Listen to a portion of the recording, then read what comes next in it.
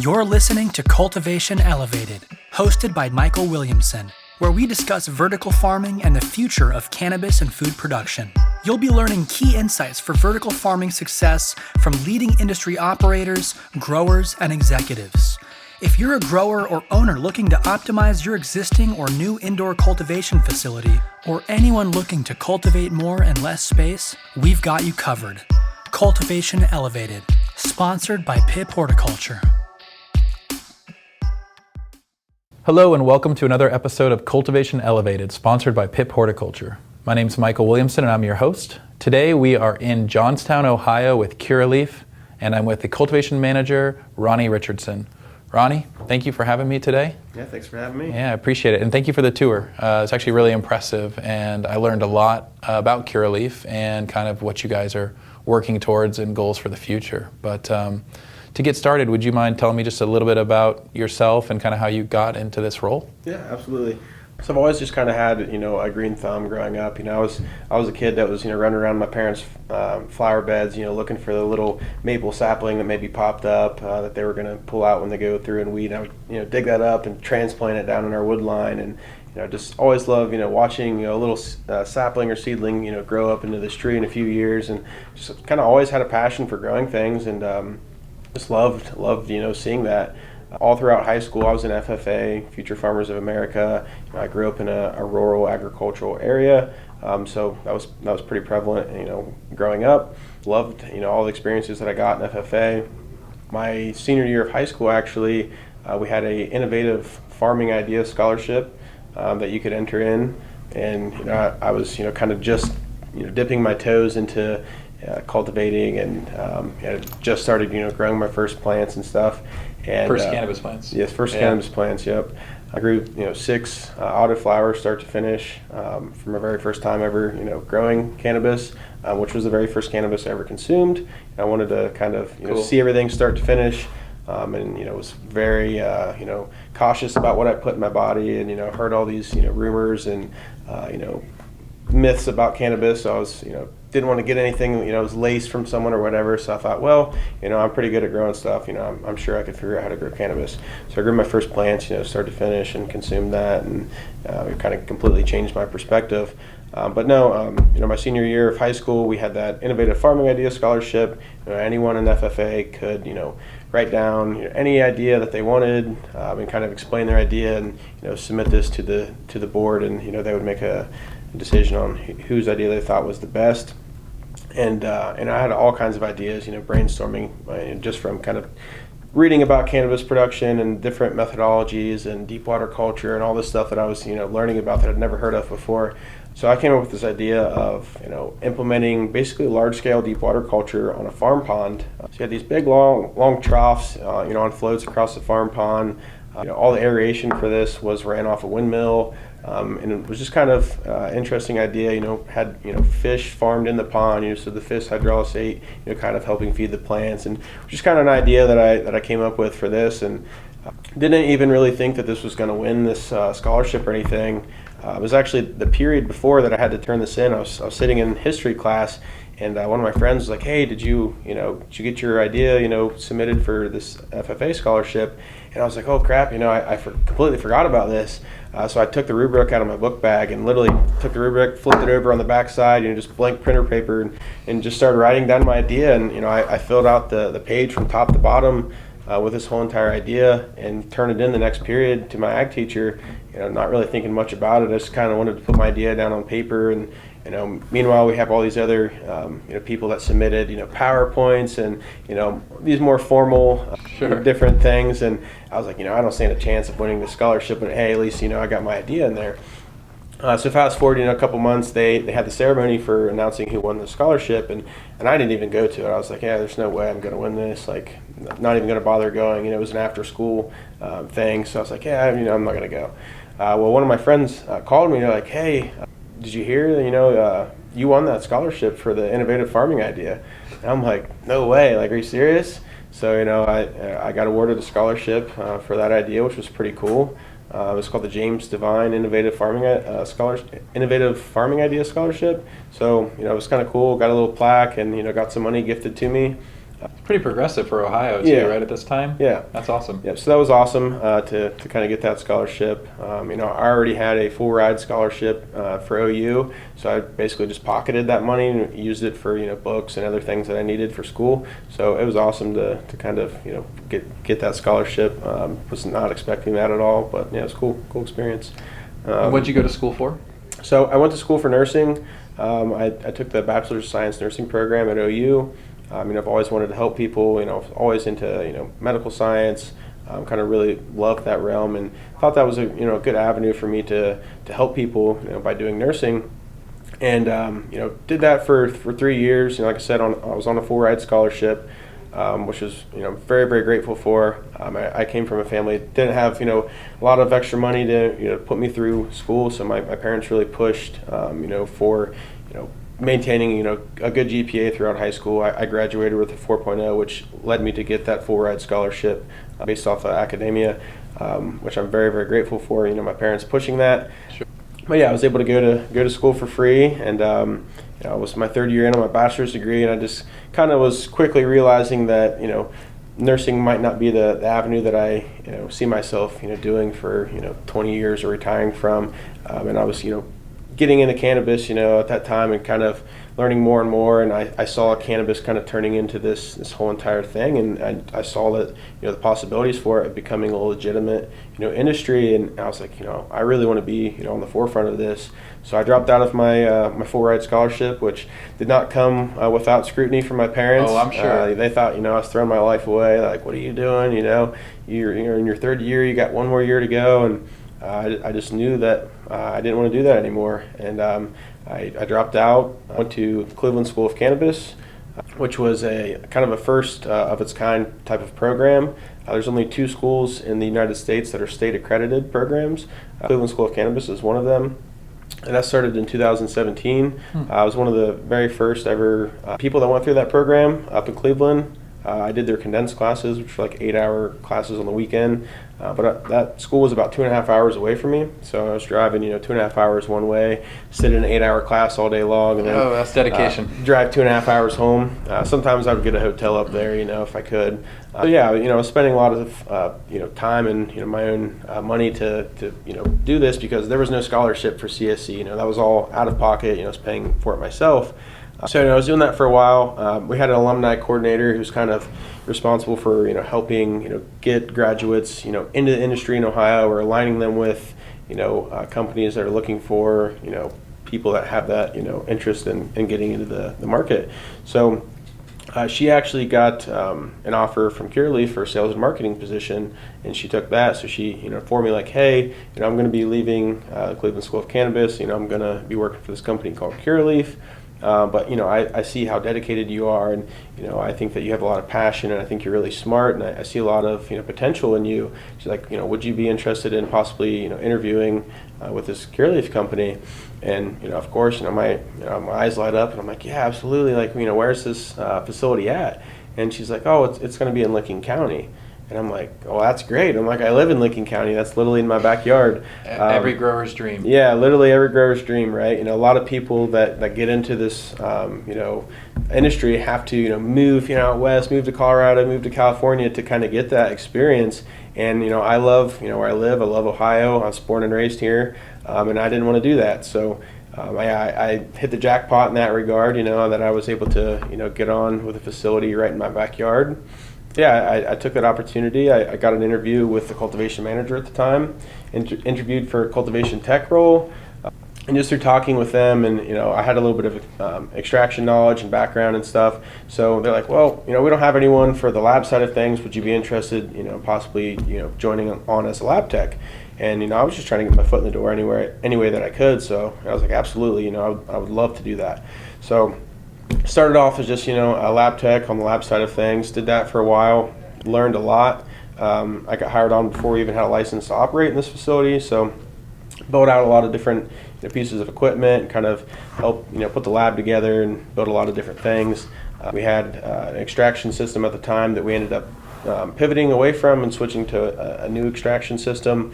And Curaleaf, sent me out to one of our sites on the East Coast in Massachusetts to learn this extraction system. They were using it there at that lab. And so I went out there for a few days and trained and, brought that information back to the other lab techs and the lab manager at the time, and kind of shared with them the knowledge that I'd gained over there, and just kind of through demonstrating my abilities to do that, and good leadership abilities, they quickly realized, like, hey, we should try and get this guy into more of an elevated role, and that's when I got the opportunity for post-harvest supervisor.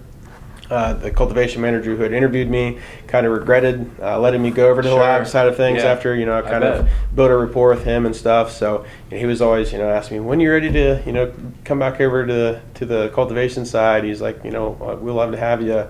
And that post-harvest supervisor position was something that they created. They needed a leader for, and he approached me and was like, hey, would you be interested in coming back over to cultivation for this role? And I was like, yeah, absolutely. Any upward mobility is great. So I would love that opportunity. So I took that role, did that for a while, got some good leadership experience, and got to work with a smaller team, around 6 to 8 people, and kind of build out that whole entire process. And Curaleaf sent me away to learn and train for that, which was great. They have a lot of different facilities across the country, so a lot of resources and a lot of knowledge out there. So super thankful for those opportunities that Curaleaf gave me to better myself, and very, very grateful for that. So I did that for a while. Post-harvest supervisor, basically ran everything that happened to the plant after it got chopped down. Then cultivation manager at the time ended up resigning. He was my boss, my direct report. And I saw it as a opportunity when he resigned to apply for that. There's definitely some reservation, with me applying for that role, from upper management. I didn't have, a lot of experience, in the cultivation realm. A lot of head growers or cultivation managers or directors of cultivation, they come from 10 years, of experience in the industry, and I didn't have that. So there's definitely some reservations there. But I assured them that I was the right fit for the role. I had the passion, and I had the drive, and I had the leadership skills there, which I think are very important to leading a successful team.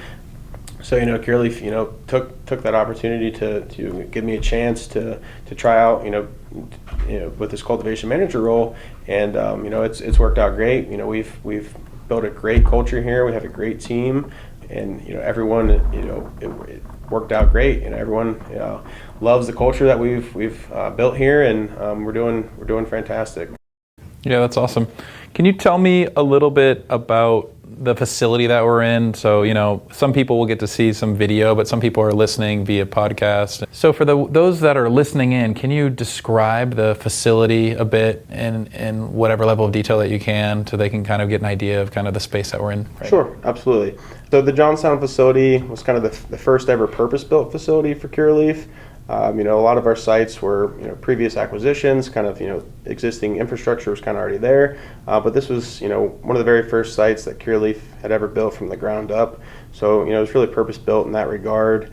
We are the first ever tiered grow that Curaleaf had. It was all LED grow, double tiered. So that was kind of different from some other Curaleaf build-outs.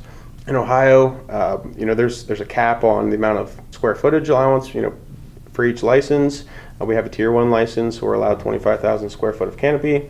And having the PIP system and the double tiers really allows us to have more square footage than what the license really allows, because they're only looking at the floor print square footage. Oh, that's right. So it's not 25,000 square feet of canopy. It's actually 25,000 square feet of room. Yes. Right. But it doesn't. It includes your main hallway or mobile. So the only thing that they count is the flower square footage and veg. They don't count mom. They don't count clone. Okay. So that doesn't count against. But it's not canopy or plant count.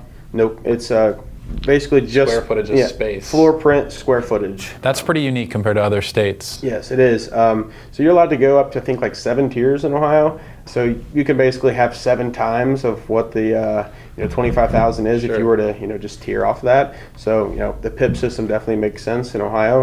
We can get a lot more canopy in that allowance as opposed to not having that type of a system. So sure, yeah, that makes total sense. How many employees are in a space like this? So we have a processing facility here, and we also have, our grow. But just on the grow side of things, we're sitting right around 26 full-time employees. So yeah, relatively small team comparative to some of our other larger sites. But looking at it from like a national or global perspective, Curaleaf employs around 5,700 employees across the nation, even in other countries as well. So Curaleaf employs quite a bit of people. We have a pretty large team. But yeah, Curaleaf, very, very big team. Is Curaleaf in every licensed state? I don't think that we're in every licensed state. We're currently operating in 22 states right now, and we also have a global presence in the UK in some key areas. Like we have some stuff over in Europe, in the UK, Germany, France, Italy, Spain, and Portugal. We're the largest vertically integrated cannabis company right now overseas, so that's pretty cool. And they're ever expanding. So sure, yeah. Well, that's awesome. When a lot of people, I think, when they think of a big MSO or multi-state operator, they don't always think of like high quality. Can we talk a little bit about what you're doing differently at this facility? Yeah, absolutely. To maintain a high level of quality? Absolutely. Yeah, so large MSOs such as Curaleaf, kind of get a bad rep for being, corporate cannabis or the Walmart of weed, and a lot of those big MSOs kind of get a bad rep for not really focusing on quality and kind of focusing on quantity. But Curaleaf has kind of realized the importance of, maintaining really high quality product. As the market kind of gets more educated, consumers are looking for that quality over quantity type of perspective. So Curaleaf has kind of shifted gears and realized the importance in that. So at this facility specifically, we've put a lot of value in that. Trying to maintain almost a craft level of quality here. So lowering plant counts. So you get really good high quality bud development. More A's and B quality buds as opposed to C's and D's, which plays into the final end product. So that was something that we did a little bit differently here than we had done in the past, and we're kind of adopting that type of mentality at other sites as well. And having the LEDs as opposed to maybe HPS or CMH is kind of a different approach here. Higher terpene content flower, things of that nature. It's kind of the focus for this facility, and kind of trialing out some different things here that we haven't tried at other sites.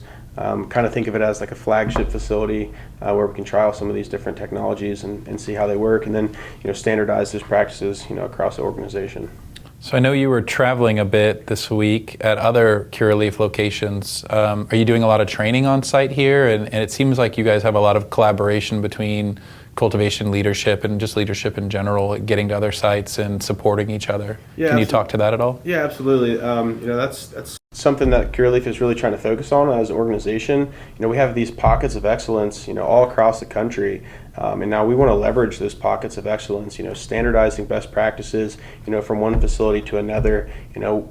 We've seen a lot of different challenges at different facilities, and, sharing those wins and those losses, so other, facilities, don't have to go through that same, pain of making a mistake, or, what can we learn from this facility so we don't make that mistake here. And I think it's really important to kind of promote that open dialogue, the communication, across the organization, so you get some of those, standard practices implemented, across the board. And that's really tough to do with a really big organization like Curaleaf is. We're operating in 22 states. We have different regulatory bodies, to work around, and there's, different limiting factors, in each state that we're in. But just really trying to push for, a standardization of, what we're doing, in the garden or in the lab, and just, promoting those best practices, wherever we can. Yeah, there's so many challenges in cannabis. It's never like, I always say the growing part's almost like the easy part. If you could just grow, it would be a much smoother process. But you have all these layers of compliance, and you have all these different, whether it's local municipalities or state regulations that kind of make you jump through different hoops. And that's probably one of the hardest parts about standardizing a footprint like you guys have. Can we talk a little bit about the state of Ohio? Because I learned about the Ohio 10th, and that was new information to me. But for someone who's listening that's not familiar or not from Ohio, Yeah, the Ohio 10th. Can we talk about that denomination a little bit and absolutely. how it came to be? Or So I'm not 100% certain as to how they came up with that. 2.83 is the 10th, Ohio 10th, and they equate that to a 1-day supply. I'm not sure who came up with that or why they chose that number, but that was up to the Board of Pharmacy to decide that. So yeah, we kind of have a day allotment for patients. So you're allowed 45 days at a time, and a 2.83, for instance, would be like 1 day. We're at let's say like a 1 gram cart. That might be 2 days supply. Taken off of your allowance or whatever. So it's kind of weird. We had a tier structure as well in the beginning. We had tier 1 flower and tier 2. I think tier 1 was 23% THC and below, and tier 2 was anything above that. And they've kind of done away with that tiered system, which is nice. But yeah, I anticipate some more changes, in the future to, the higher regulations, and kind of get away from the whole 2.83s, or maybe do away from the day allowance. Or I'm sure there's going to be some changes to the program, kind of as it matures. But we do other denominations, other than 2.83. We still do, quarters and half ounce and even in 1 ounce. But there's no eighth. Yeah, for some reason we don't. The 10th is the 8th. Yep. Okay. Yep. Yeah, it's interesting. It is very interesting. Some other interesting, type of regulations that Ohio has that other states might not is we have a THC cap, like on vendable flower. Ohio puts a cap at 35%. So if we have the cultivar that we just really knock out of the park and it does phenomenal, and back at let's say 38%, we can't sell that. That would have to go to like our processing facility or sell it as biomass, but you can't sell that as vendable flower in the state of Ohio, which is kind of an unusual regulation. And same thing on the concentrate side. They cap that at 70%. So your carts and that's a lot more challenging. At least 35% THCA or THC is it happens, but it's less common. But 75% on concentrates. Yeah, 70% on the concentrate. 70% concentrate. That's tough. It is tough. Most distillate, coming out, we're looking at 90% plus usually. So it's challenging, to formulate a cart, that falls underneath that, which is definitely, a challenging aspect in the state of Ohio that's different from some of the other states that we operate in. Yeah, it totally makes sense. Can you tell me a little bit about the local market in terms of kind of supply and demand and buyer trends, and maybe some of your most popular products or cultivars that patients are really kind of coming back to time and time again? Yeah, absolutely. In Ohio, because of the regulations that we have kind of an interesting demand that differs from some of our other markets. With that tiered system that they had originally, it kind of push patients to want to aim for those tier 1s, that were lower, under the 23%, so wouldn't use up as many days. But now that tiered system is kind of gone, the market is kind of dominated by patients that are looking for higher THC cultivars, just kind of really fixating on that total THC content as opposed to looking at other cannabinoids and terpenes. And I think as the Ohio market kind of matures and learns about these different cannabinoids that play into the entourage effect and the importance of these terpenes, on the effect of the medicine that they're using, I think that we'll see kind of a paradigm shift, from that prohibition style of methodology where I just want the highest THC content that I can get, and that's the only thing that I care about. And I think we'll kind of see that shift over to looking at other cannabinoid contents in a strain, or looking at the top 3 terpenes in a strain to kind of give a patient the effect that they're looking for, which will be interesting to kind of see that shift over the next few years.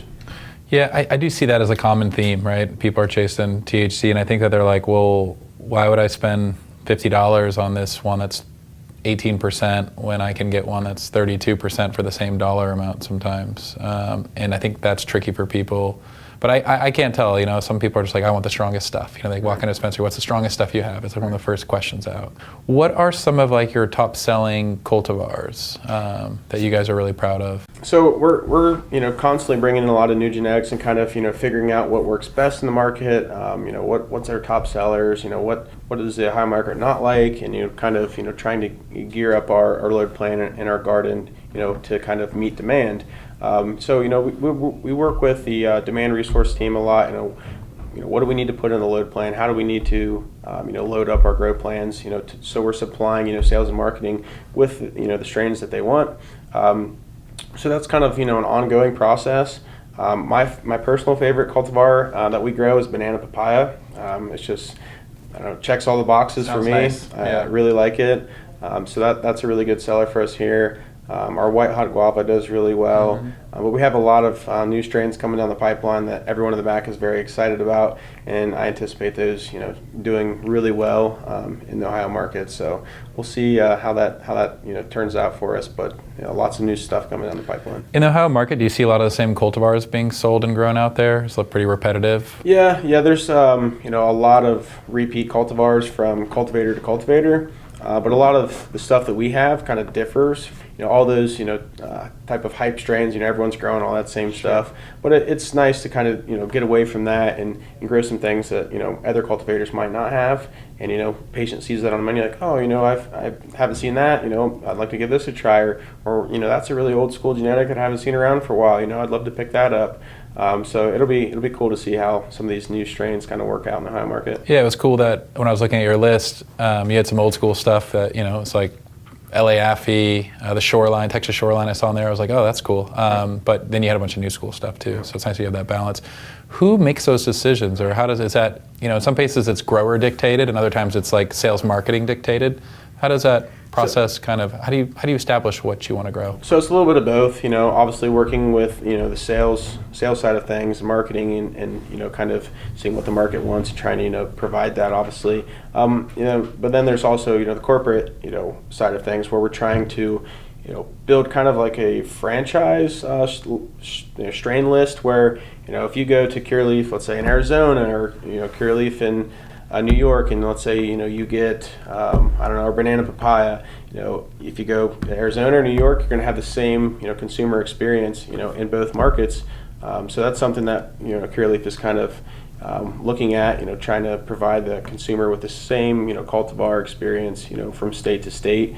Kind of growing styles are obviously going to differ from facility to facility, so that kind of plays into cultivar expression and stuff like that, but just trying to standardize maybe a list of genetics across all the sites so we can get that homogeneous consumer experience, whether you're in the West Coast or the East Coast. So I think that's something that we're kind of working on a little bit, so that'll be interesting.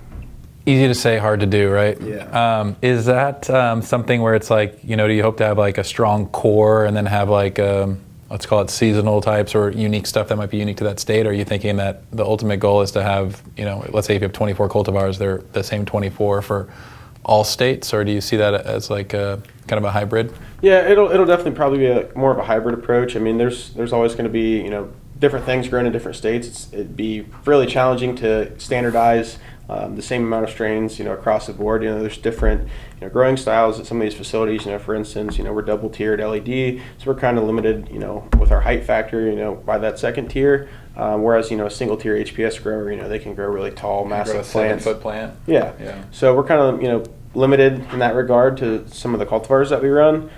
Shorter statured plants do better for us here underneath this growing model, whereas that might not be, the optimal cultivar for someone that's, single tier growing under HPS. So. Yeah. So I couldn't help but notice that you have a really positive and mature leadership style. Where did you get some of these skills and traits? Sure. So, like I said, I transitioned from that lab tech role into a post-harvest supervisor. That was, kind of my first, dipping my toes into leadership, a little bit type of experience, which was great. I led a smaller team of, around 6 to 8 people. So I kind of got, some good experience there doing that for a while, which kind of set me up, perfectly to transition into a larger leadership role, where I'm overseeing, a whole entire, operation. But yeah, I really didn't have much leadership experience. I've always kind of just been a natural leader, taking, initiative on a lot of different things, just, whatever it be throughout my life. So I just kind of, I've always had that natural ability to be a good and effective leader.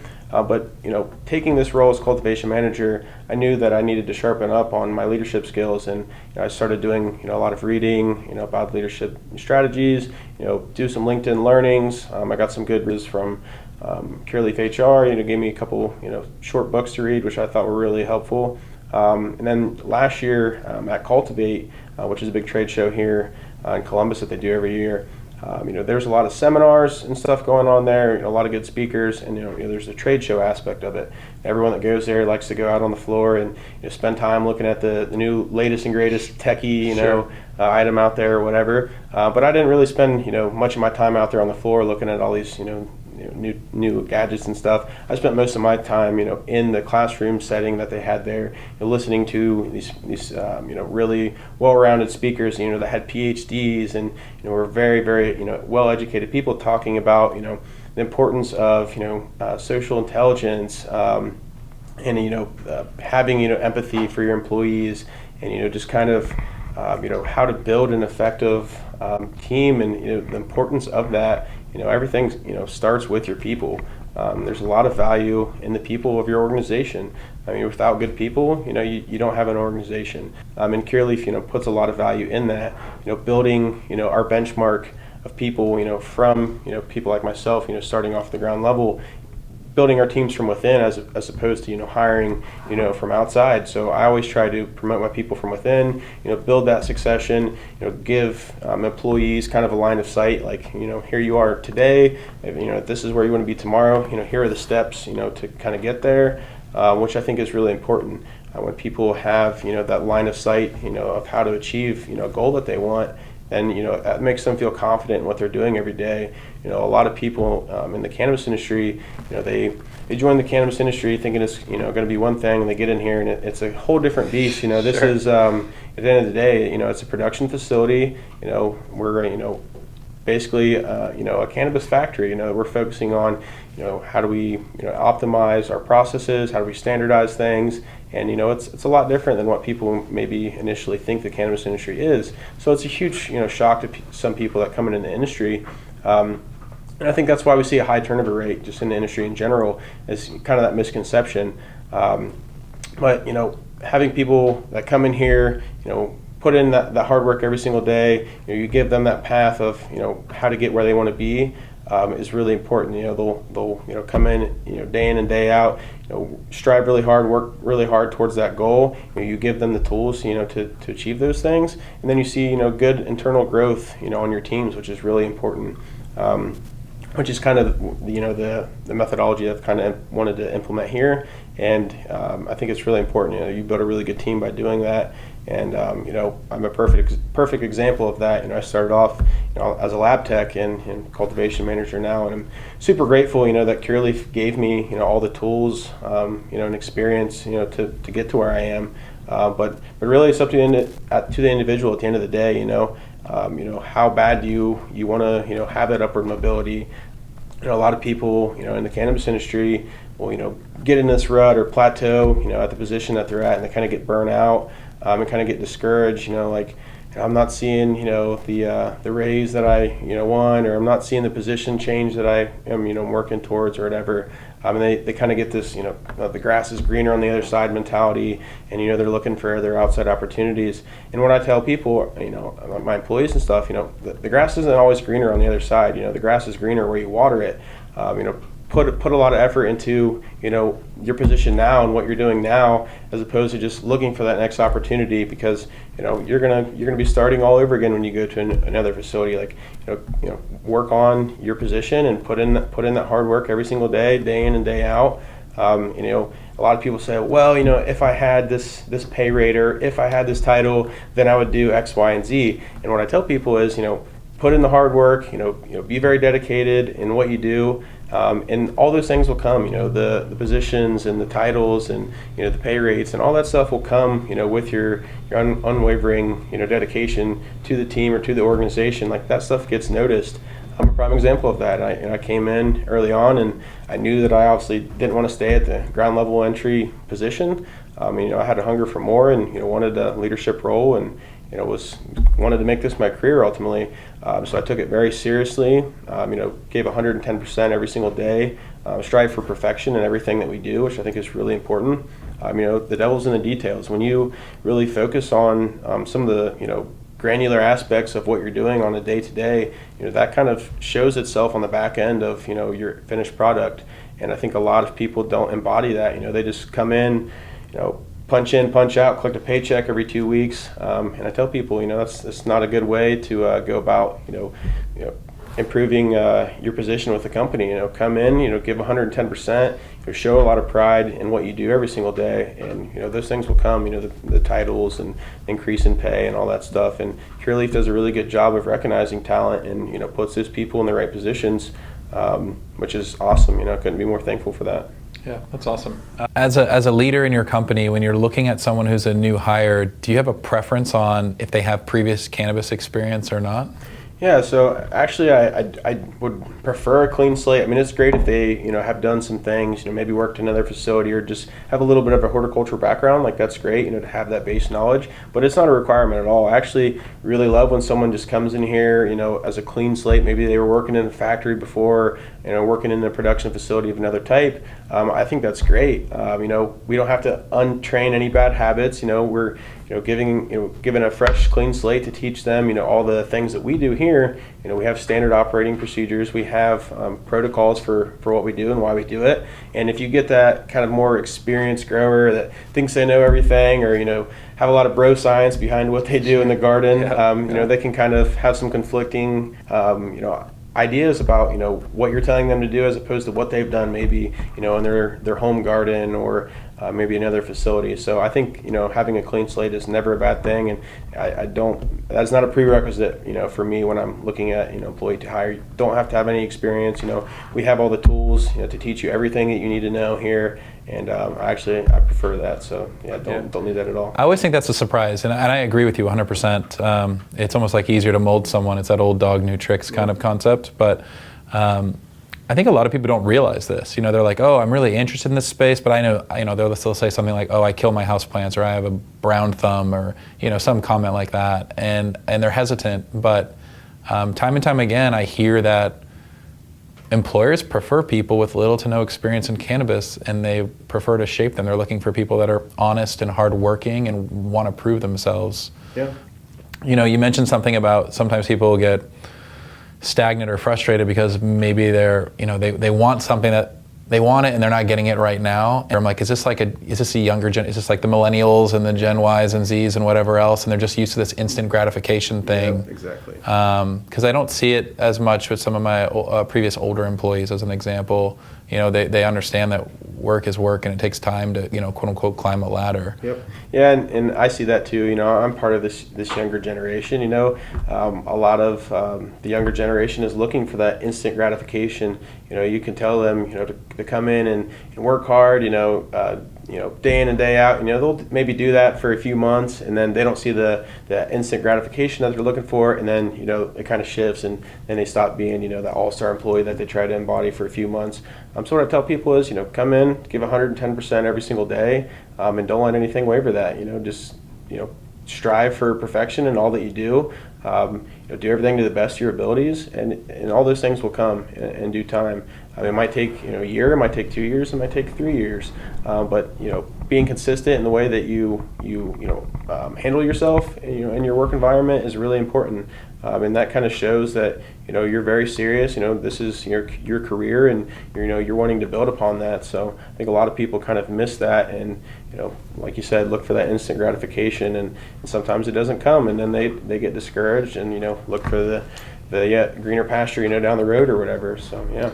There's also an element of startup. Even if you're on year 2, it's still a startup. It's still, you're evolving, you're refining things. And I find that some people struggle with the concept of like things aren't super finite and that things shift on them. And some people have light feet and some people have cement shoes to some extent. So that seems to be another thing that people start up, and they came from a very mature company that has been doing something for 40 years exactly like this. And like you said, they punch in, they do these things out, and it's just a job. But you mentioned something earlier about the collective passion that the team has, and I find another theme common when I talk to someone like yourself.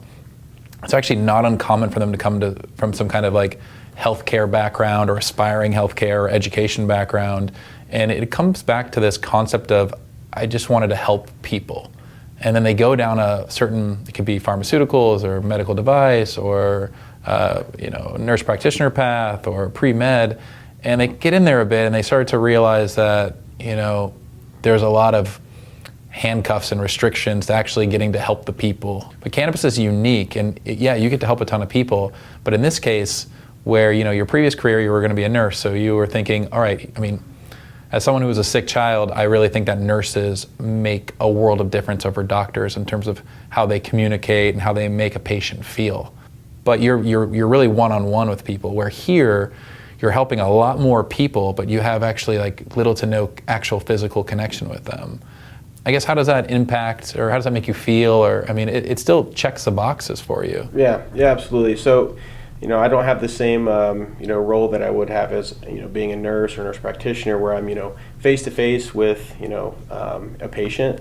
But I still get to hear all these great stories. Maybe it's a parent that has a child that has epilepsy, where they're having seizures, throughout the day, and then they tell me, hey, we tried, a tincture from you guys, and now my kid, is seizure free, every single day, and that just brings a lot of joy to me, and I take a lot of pride in that. And I hear those stories all the time.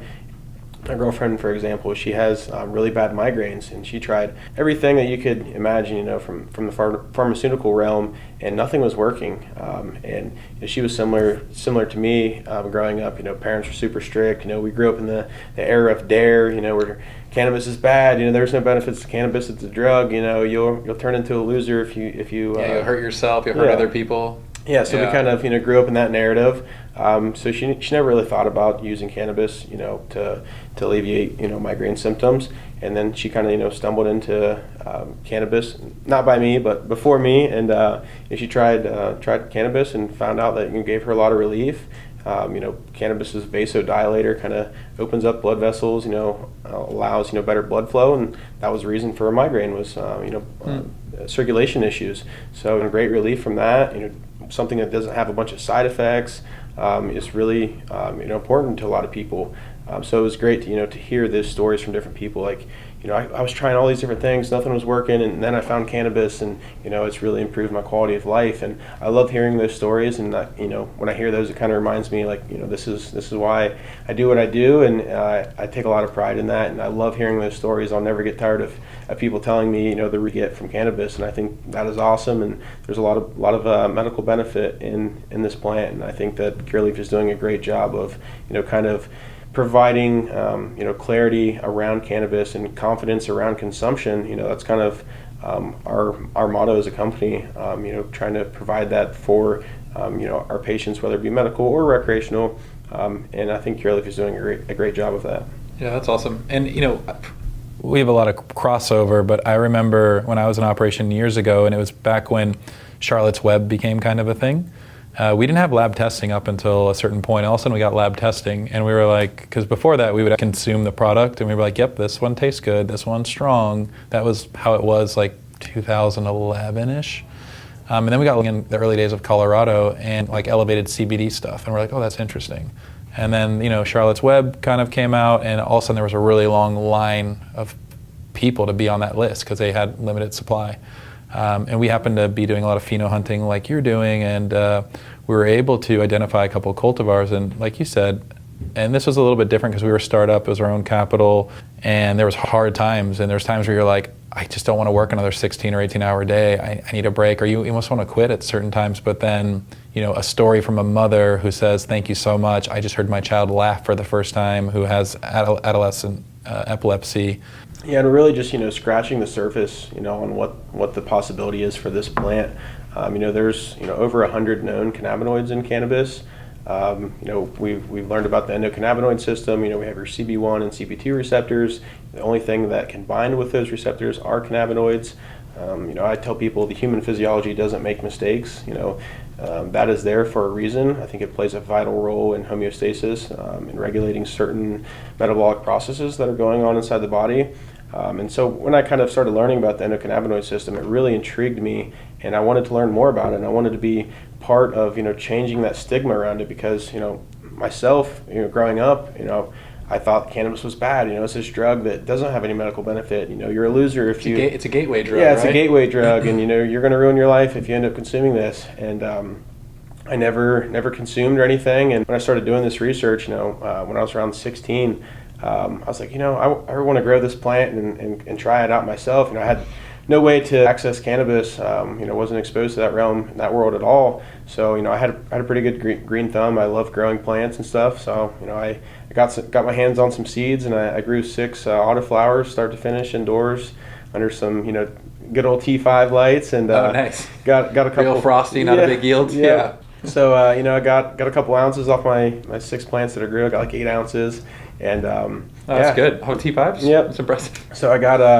got to try cannabis for the first time, and it was from a plant that I grew. So I knew everything that kind of went into that plant, and that completely changed my perspective on what cannabis was, and what the possibilities were for cannabis in the future. And that's where I really just dove down the rabbit hole in cannabis. Was getting my hands on all the knowledge that I could, and researching anything that I could about the plant, and I really learned a lot. What was that first cultivar? You said autoflower, some kind of Dutch lineage? Buddha syrup autoflowers. That was the strain that I grew. Very cool. Yeah, I still have my first light fixture. It was a 400-watt light fixture, and I remember I went to the hydroponic store in Orlando, Florida, and I don't know, in my mind, I can't remember if I spent like $800 or $1,200 on my setup, but in my mind, as I'm driving home, I thought, I just invested in a rocket ship, or you feel like on top of the world. And out of all the stuff I've kept, I've gotten rid of all kinds of stuff, but I kept that 400-watt fixture just as a reminder of kind of where it started for me. And same thing, I got a hold of in Holland, and it was a love affair after that. I had no idea that there was so much diversity in the plant, and Durban poison was one of the first things that I ever grew, and I had no idea that a plant could smell like that or look like that. And after that, I was like, oh, there's all these other varieties out there, and it was almost like Pokemon or something. I wanted to collect them all. I wanted to experience them all. And I say experience because that's exactly what it is. It's not just an effect. It's sometimes the best part of cannabis to me is actually like grinding it up and maybe rolling a joint or something. There's a ritual there. It's therapeutic. It's relaxing. Now, in the state of Ohio, speaking of joints, they don't exist. Correct. Yeah, we should have touched on that a little bit when we were talking about the special regulations, around Ohio. So yeah, Ohio is a non-combustible state. So no pre-rolls in the state of Ohio. All flower that is sold in the state is, intended for vaporization use. So which is a little bit different than most other markets. And how do they define vaporization? Is it like a temperature thing? Because you like vape and then there's combustion. Right. So you're just not getting over to that point to where you're actually combusting the flower. But there's no way that could be regulated. Like once a patient gets product home, they're going to do whatever they do with it. But it's such a funny. It is. Yeah. Let's be realistic. Most people that go and buy flower, there's definitely a handful of people that will take it, put it in their volcano or their vaporizer or whatever. But there's a lot of people out there that are going the more traditional route and put it in a bowl or bong or joint or whatever. But yeah, it is very interesting the stance that Ohio took on that. And the concentrate market here, it's a newer state, right? So in all new states, it takes a little while for the concentrate market to really pick up. In mature states like Colorado, as an example, or even California, concentrates, are a decent chunk of the market.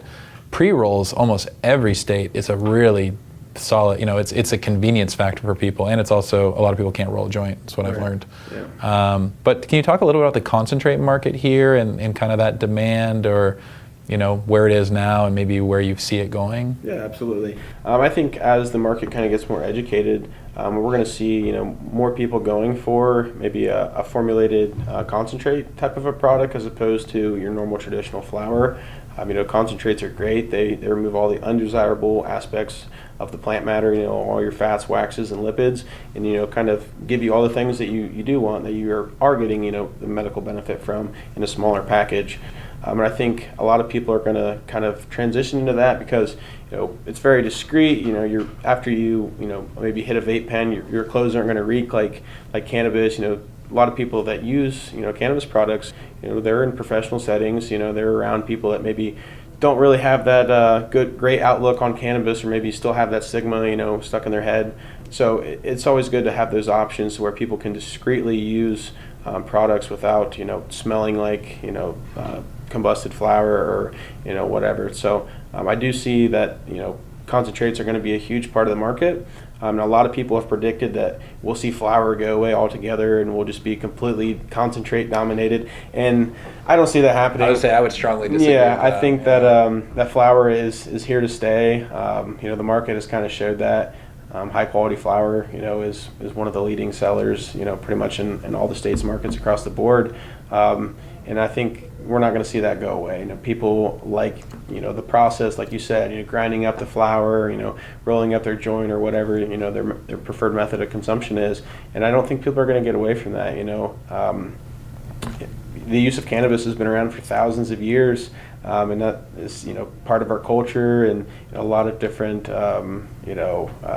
civilizations have, kind of, made that ceremonious, in several ways, whether it be, cannabis or tobacco or whatever. But that people like doing that. The whole process of, smoking or whatever is just kind of nostalgic for a lot of people. Yeah, and I know we're in a medical state, but there's definitely a community around it too. That's something too where I think a lot of maybe people who aren't as experience in this market, they're like, well, I just get my stuff from the market or something like that. And really, unless you know your farmer on the market and you have a really good relationship there, it gets pretty scary. And I always tell people, I go, well, why would a market grow product? What's the number one reason? Money. Bingo. That's right.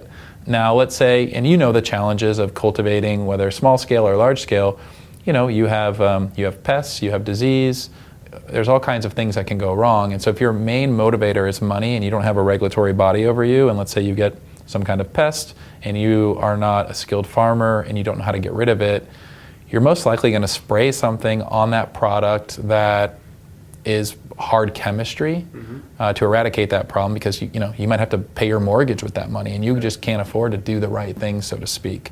Where in the legal market, those products are all restricted. And so, you have people all over the country who unfortunately don't have medical programs but have real medical issues, who potentially, they're like, oh, I'm getting symptomatic relief from maybe muscle spasticity or sleep apnea or something like that, but they're also potentially doing severe neurological damage or respiratory damage.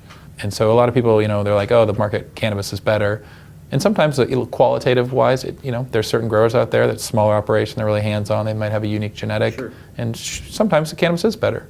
But also, there's this thing that really isn't talked about, and it's all those restricted products that get used, from plant growth regulators to hard chemistry on the spray side. And as someone with a nursing background, it's got to be pretty concerning, and there's not enough education nationally around this. Yeah, absolutely. And that was kind of my concern when I very first wanted to seek out and try cannabis. I was like, wow, I don't want to buy it from somebody, maybe something, or there's something on it that is could be harmful to me. That's why I took the approach of growing my first plant that I ever ended up consuming. But yeah, I think that Curaleaf kind of pushes that ideology around confidence and consumption. You when you buy a Curaleaf product, you can confidently say that it has been tested rigorously. We've sent it through all the different testing that is required for each state. And you can confidently say that that all the inputs that were used to cultivate that product fall within a certain guidelines that make that safe. I've seen all kinds of improper use of products in the market. People spraying really harsh chemistry, bad pesticides. I've seen a lot of things even in the legal market, where flower fails for heavy metals or mycotoxins or things, and that's in the legal market where we have all these resources. So you can only imagine the amount of things that are happening in the market that you don't really hear about, because there is no testing of those things. So I think it is very vital from a medical patient standpoint to have that clean COA attached to the product that you're buying or consuming. That gives you confidence in the product that you're consuming and putting in your body.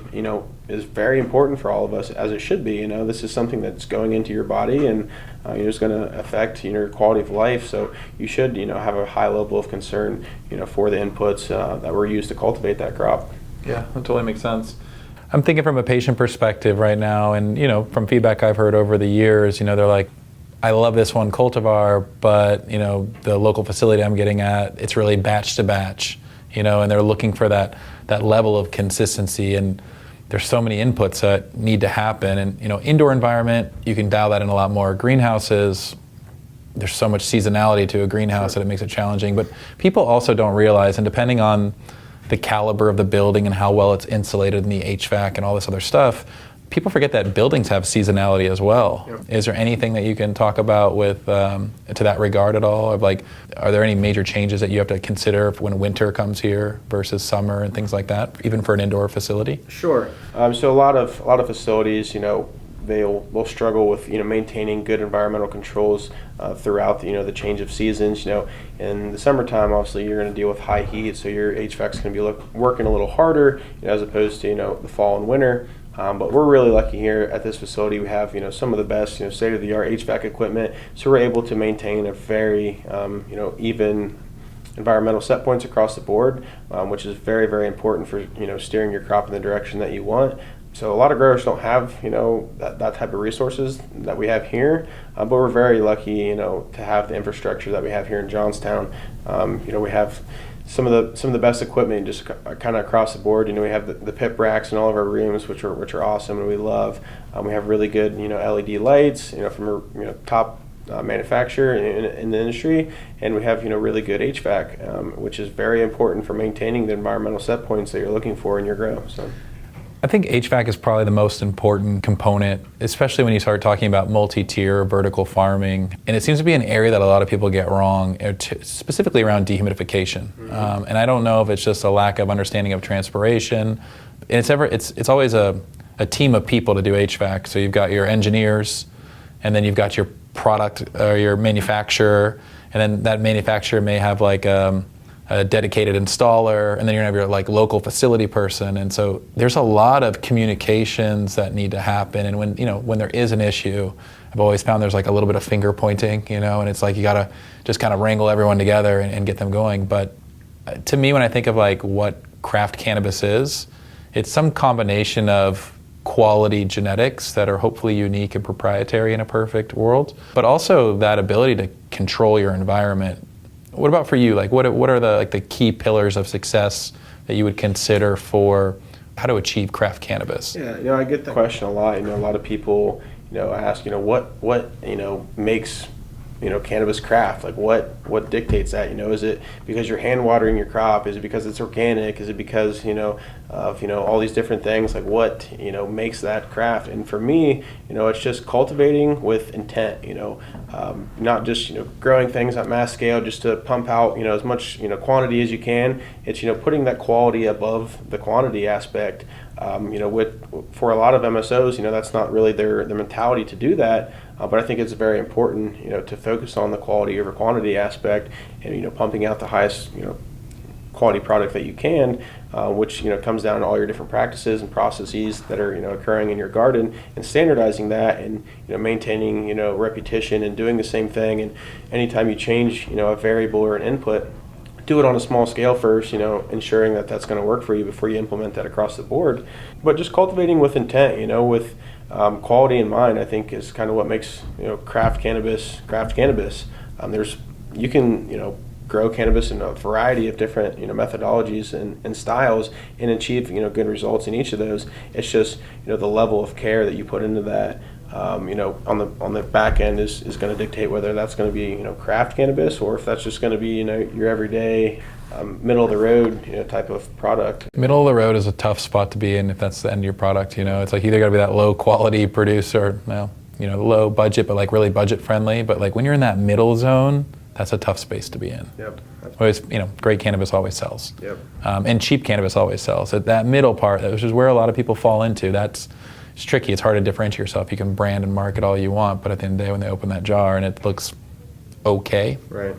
It's we see the market kind of shifting right now with the economic times that we're under. The consumer is very cost conscious. They maybe only have an extra $50, $60 to $100 a week or whatever to spend on cannabis products. So they're not going to take that chance, to buy a product or try a product from a company that has burnt them in the past. So if they've, tried something that was subpar and they didn't really like it, the chances of them trying another strain or another product from you, very minimal. So I think it's very important, to put out the best products that you can, because you never know, like that product might be the first product someone tries as they're coming into the medical market in Ohio. So I think putting out the best product that you can is vital to maintaining this repeat customers, loyal customers that are coming back searching for the same products that they tried and really liked. Because like I said, most people don't have a lot of extra money right now with the crazy gas prices and inflation and everything going up. People are kind of cautious about what they spend their extra money on. So I think being aware of that is very important. So for most people that are in the space, when they think about a multi-state operator like Curaleaf, it's kind of like the big elephant in the room. They're the big player. But a lot of people probably don't know how Curaleaf came to be. Can you give us any insights on kind of the first early days of Curaleaf and kind of what they were doing previously and kind of how they became the company that they are today? Yeah, absolutely. We began as a medical device company, actually, helping late-stage cancer patients consume and utilize medical cannabis in the hospital. I kind of transitioned from that to buying their first dispensary in 2015. And since then, I've kind of just expanded on that. Now we have over 134 dispensaries across the country. We operate in over 22 states. And now we're even across the pond over in Europe. We have a presence in key markets like the UK, France, Italy, Portugal, Spain. We're the largest vertically integrated cannabis company in Europe. So we've come a long way from our original roots as a medical device company, helping patients use cannabis. So very, very small and humble beginnings, but I think they've built a great. They started off with a great foundation and have built upon that, and now we're trying to reach as many patients as we can across the country, and really provide confidence in the consumption of cannabis, and clarity around the products that they're consuming, which I think is really important from a consumer standpoint. It's awesome. Yeah, it's really interesting. I had no idea. We talked a lot about patients today because we're in a medical state, but you also the team operates obviously in other states that have adult use. Is there really anything different about the cannabis that is produced from the medical side to the adult or recreational side? Whether it be a medical driven state or a rec state or adult use state, the same amount of care and passion goes into cultivating those same things. It doesn't matter if it's for medical purposes or for recreational. We embody the same principles in cultivating that plant, whether it's going to go to a medical patient or go to someone that's just enjoying it for recreational purposes. We think that it's important to give the same level of care to each one of those. So. Nice. Yeah, it's just a different color metric tag, right? That's the only difference. Exactly. Yeah, cool. So Curaleaf has a handful of brands underneath Curaleaf. Can you kind of highlight those for me? Yeah, absolutely. For our listeners? Absolutely. So Curaleaf is focused on developing highly formulated products and form factors that are rooted in science and are specifically designed to address health and wellness needs for our customers. So with that, we have three brands. We have the Curaleaf brand, which is our health and wellness brand. Then we have Select. Select is more of like a lifestyle culture focused brand. We have our Select vape line, Select Elite Live. We have Select Essentials, Select Elite, and we have our newest product, Select Click. And then we have Grassroots. And Grassroots is like our premium, top shelf line of flower. It's kind of the pinnacle of a flower for us. So that's like our three main brands that Curaleaf is focusing on and expanding on. Nice. For Grassroots, is that cultivar specific? Like what dictates the premium? Is it like a top part of the plant, or is it certain varieties? So it's the way that plant is handled. There's a little bit extra care given to it. Maybe as opposed to being hand trimmed versus machine trimmed. Okay. When a patient buys a tenth or an eighth, I know the 10th. Right, I'm with it. But making sure that the nugs in that jar are top shelf quality. Instead of having maybe 10 different pieces of bud to make up that eighth, maybe only having 2 or 3 nice size colas in there to make up that eighth or whatever. As opposed to just a bunch of little lower larvae or stuff like that. So just focusing on the top colas of the plant or the higher quality buds, the A's and B grade bud, as opposed to the C and D. But I mean, there's great, products on both sides. There's great grassroots products and there's great Curaleaf products. It's just kind of, what fits best for your budget.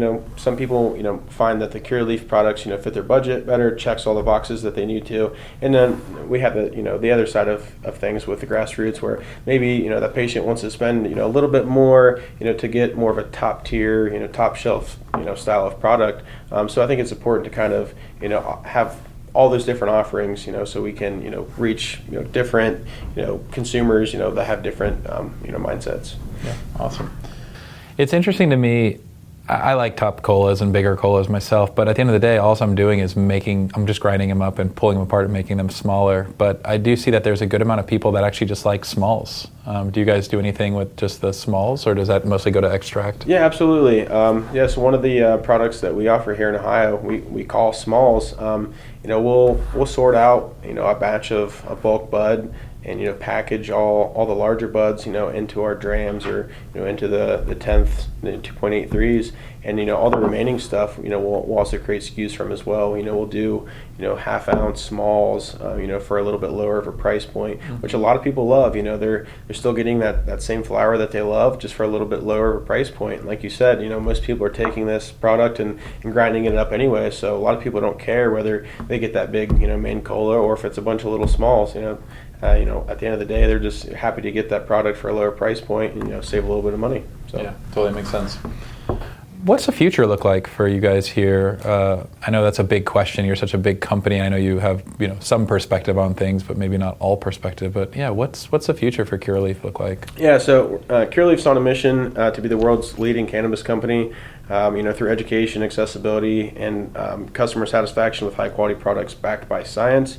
Curaleaf is focusing on growing and building these national brands, looking for that long-term play. We believe that cannabis will be no different than any other, consumer good, in the market, which is why we're investing in that national footprint. We want to reach, as many patients' hands or consumers' hands as possible, and we want people to associate the Curaleaf name as like a house name when they think of cannabis, and kind of be the leading brand in the market. Awesome. Now, for people local in Ohio, where can they find your products? Absolutely. Our products are across the state and all the dispensaries.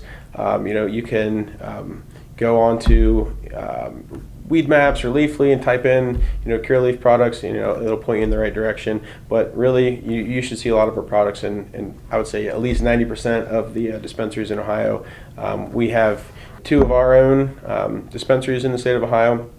They're named Herbology. That's the name of our dispensaries here in Ohio. We have one in Newark and we have one in Cuyahoga Falls. So those are our dispensaries. So obviously you'll find a lot of our products there. But we have 134 dispensaries nationwide, but we also supply over 2,200 wholesale retailers across the country. So you'll find our products in various dispensaries across the country that aren't just Curaleaf dispensaries. So kind of across the board, you'll have no problem finding our products. Awesome. So as we wrap things up, I'm curious, we have people who are listening who are probably in the industry, and we probably have people who are listening that are maybe considering getting in the industry, and we probably have listeners that are just curious about all this stuff. But for those that are interested in, being a part of this industry, is there some advice that you could give someone like that? Mm-hmm. Yeah, the cannabis industry is a great industry, if to start at the bottom and kind of work your way up, climb the ladder, if you will. My advice to people, if they're wanting, those upper, elevated roles, come in, entry level, give 110% every single day. Don't let that, waver in any way, shape, or form, and just really strive to be the best that you can in whatever role that it may be. Strive for perfection. Strive for, those little details that a lot of people just overlook. And maybe go to your boss or your direct report, and say, hey, if there's anything I can take off your plate, or if there's anything you need help with, I'd love to help you out in any way I can, and just show that interest, in wanting a little bit more than what you got. Maybe your direct report gives you a task, and they think it's going to take you, let's say 4 hours to do it, and you do it in 2 hours, go back to them, say, hey, I got that task done. Is there something else that I can do for you, or what else would you like me to do? And just kind of, show your direct report or your boss that, you're striving for more. And when they hand you, more responsibility, and you take it and run with it, and take ownership of that, it'll show. And then when a role becomes available, you're going to be the first person that they're thinking of to fill that role, because time and time again you've shown to them that they can count on you, and that everything that they've given you, you've taken and ran with it, and they didn't have to go back over and double check that you did something right. They just have good confidence in you, and they know that when they give you a task, it's going to be done. And those are the people that your leadership is gonna count on and gonna go to for these elevated roles. So I think having that style of approach is important for someone that's wanting to kind of climb the ladder and maybe get to a more elevated role. Awesome. Yeah, assertive and consistent, right? Yeah. Awesome. Well, I want to thank you for your hospitality today. I didn't know what to expect, I'll be honest. I was like, oh, Curaleaf, it's a big deal. And yeah, I was pleasantly surprised. I think you had genetics that I wasn't expecting. Your processes were great, and the level of care and the morale. You never know what to expect, and you had a great morale, and I think a lot of that contributes to yourself and other leaders that you have here. So hopefully you guys can continue to spread that throughout your organization and future projects, and I look forward to following up with you in the future. Yeah, it's been an absolute pleasure. Yeah, pleasure is mine as well. Thank you for this opportunity to be on the podcast and kind of spotlight not only the Johnstown facility and what we do here, but just Curaleaf as a national brand. So thank you for the opportunity, and I look forward to watching the podcast. So thank you. Absolutely. Thanks, brother. Appreciate it. Thanks for listening to Cultivation Elevated. Full show notes for each episode, which includes a summary, key takeaways, quotes, and any resources mentioned, are available at piphorticulture.com/podcast. Be sure to follow and subscribe wherever you listen to podcasts. And if you're enjoying the content and getting value from these episodes, please leave us a rating and a review at ratethispodcast.com/cultivation elevated. We'll be sure to read these out on future episodes.